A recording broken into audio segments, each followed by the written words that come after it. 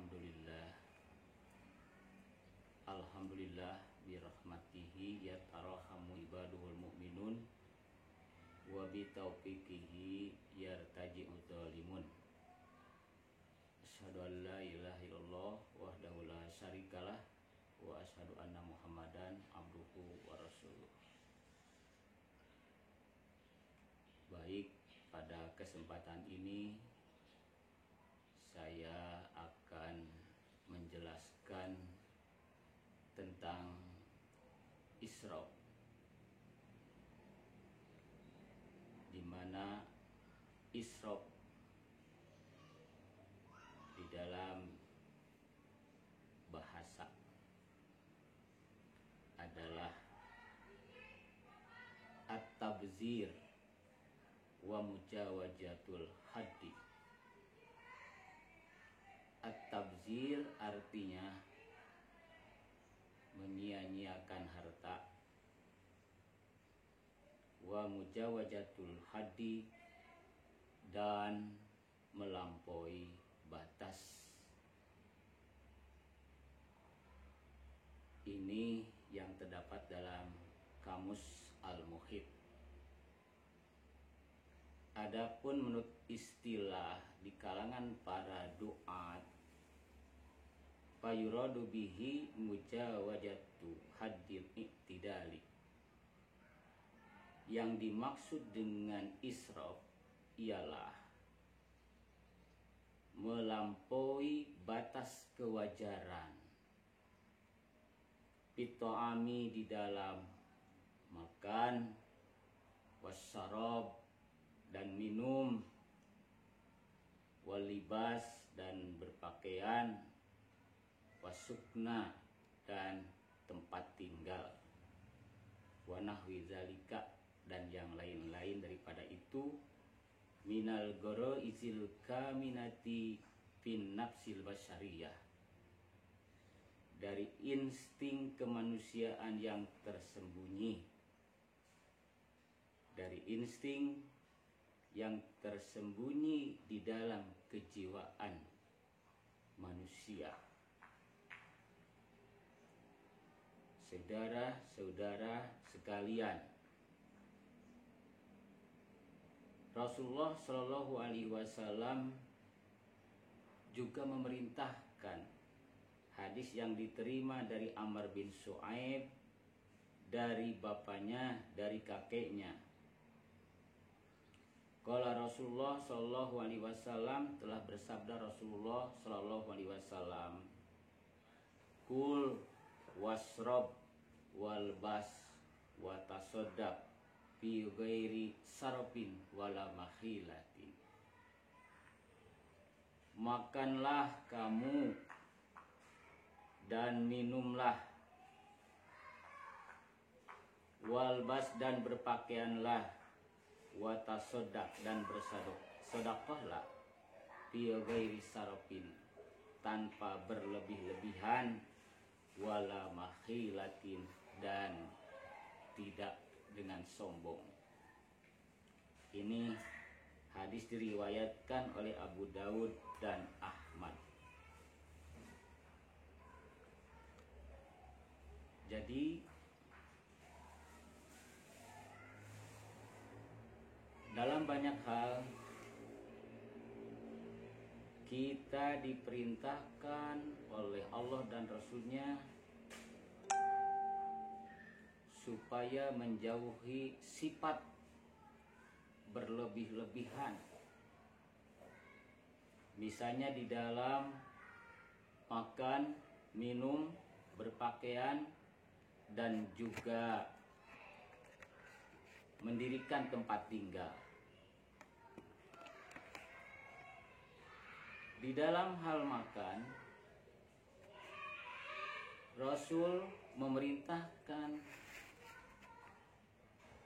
supaya kita ini bisa membagi perut kita kepada 3. Sulusun 1/3 katanya untuk makanan li to'amihi wa sulusun lisarabihi, 1/3 lagi untuk minuman, wa sulusun linnafsi, dan 1/3 lagi adalah untuk bernapas. Nah, ini aturan dari Rasulullah Shallallahu Alaihi Wasallam supaya kita tidak termasuk orang yang berlebih-lebihan. Apa yang dinamakan berlebih-lebihan? Artinya melebihi kapasitas yang Allah berikan, melebihi ukuran yang Allah berikan. Dalam hal ini sahabat Umar, beliau menyatakan kafa bil mar'i saropan. Cukuplah seseorang dikatakan isrof, cukuplah seseorang dikatakan berlebih-lebihan, an yakula kulla mastahahu, jika seseorang itu memakan apa saja yang ia inginkan. Jadi kalau segala sesuatu yang kita inginkan kita makan, apapun yang kita inginkan kita makan, itu adalah termasuk perbuatan israf. Berarti kita dianjurkan supaya mengendalikan. Tidak semua yang kita inginkan harus kita makan, harus kita manfaatkan, harus kita laksanakan. Jadi di antara keinginan-keinginan itu harus ada yang dikendalikan ataupun ditahan. Walaupun kita ingin itu, ingin ini, banyak sekali yang kita inginkan, tentu saja Nabi memberikan aturan 1/3 untuk makanan, 1/3 untuk minuman, dan 1/3-nya lagi untuk bernapas. Itulah aturan dari Nabi yang akan sehat dan akan enak jika dipenuhi oleh kita semua.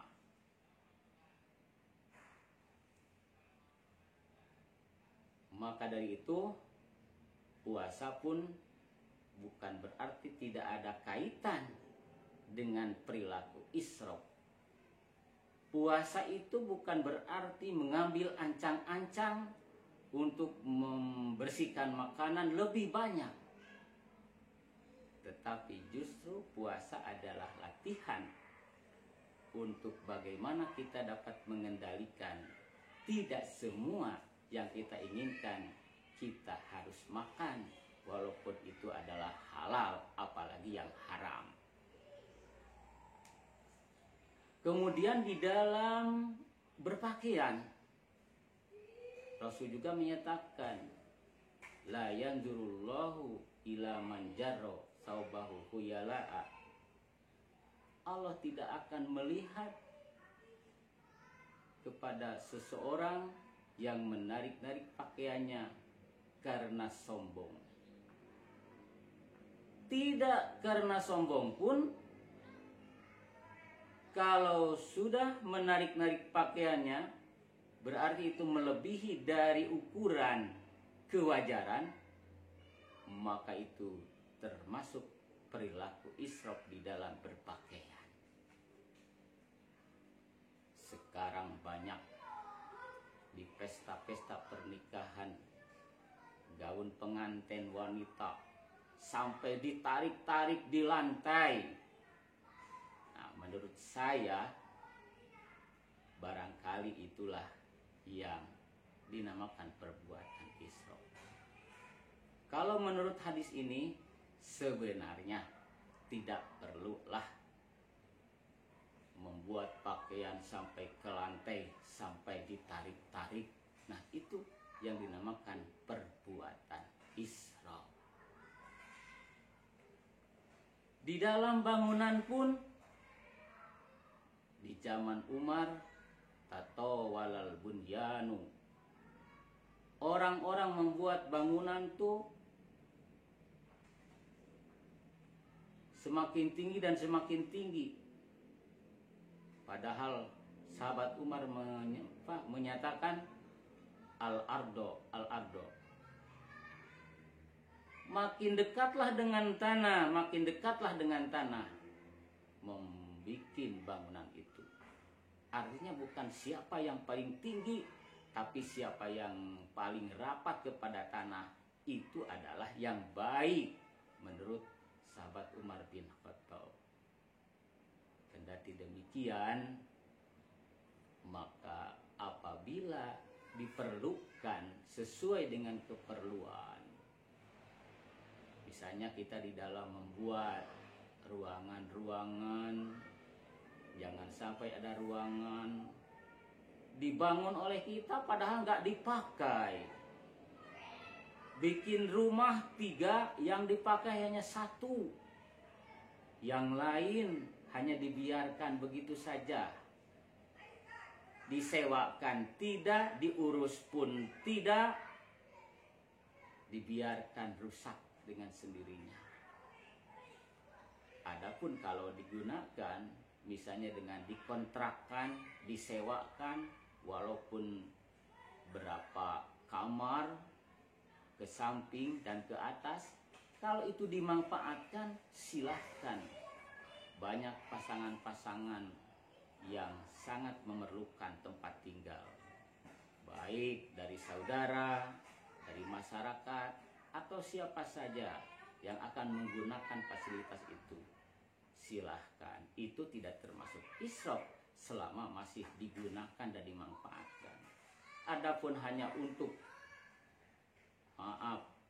membangun, menghabiskan dana saja tanpa dimanfaatkan, bangunannya dibiarkan memburuk begitu saja, hal itu kenapa diperintahkan oleh Nabi tidak boleh berlaku israf.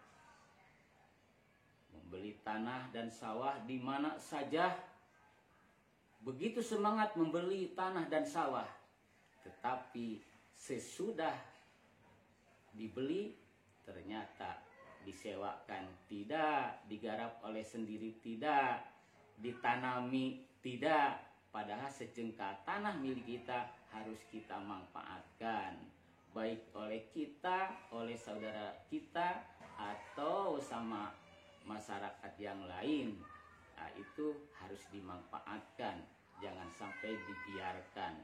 Sesudah dibeli tanah ataupun sawah dibiarkan begitu saja. Nah, itulah perlakuan israf yang tidak diperkenankan oleh Nabi dan oleh Allah pun itu tidak disukai. Di mana Allah menyatakan innahu la yuhibbul musrifin. Allah tidak menyukai orang-orang yang berbuat israf. Itu surat Al-An'am ayat 141. Karena itu mari kita bersama untuk berperilaku tidak israf.